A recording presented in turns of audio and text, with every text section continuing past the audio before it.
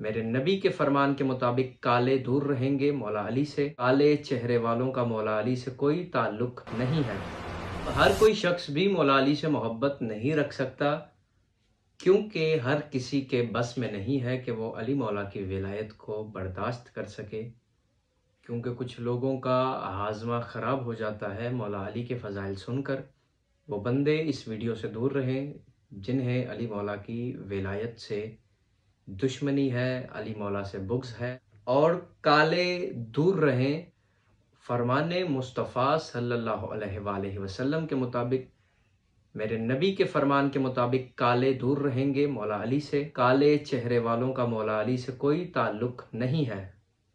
کوئی اس بات کو پرسنلی نہ لے۔ وضاحت حدیث میں ہے، نبی نے فرمایا انہ سید المسلمین و امام المتقین و قائد گر المحجلین و ھذا ولی کل مومن من بعدی و انا علی منی و انا منہ۔ نبی نے فرمایا یا علی آپ مسلمانوں کے سردار ہو، یا علی آپ متقی لوگوں کے پرہیزگاروں کے امام ہو، اور نبی نے فرمایا یا علی تم پیشوا ہو، تم قائد ہو، تم امام ہو روشن چہرے والوں کے۔ کالے چہرے والوں کا مولا علی سے تعلق نہیں۔ اس میں کالے چہرے والے کالے رنگ والے مراد نہیں ہے۔ کالے چہرے والے وہ لوگ ہیں جن کے دلوں میں مولا علی سے بغض ہے، وہ لوگ مراد ہیں۔ نبی کے فرمان کے مطابق رسول نے فرمایا جن لوگوں کے دلوں میں علی کا بغض ہوگا ان کا مولا علی سے کوئی تعلق نہیں ہے، ان کا مولا علی سے کوئی رشتہ نہیں ہے۔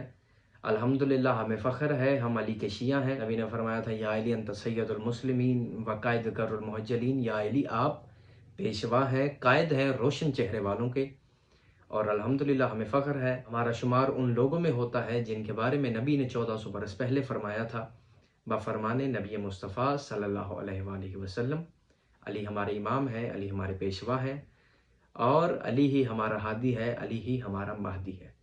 یا علی امیر المومنین۔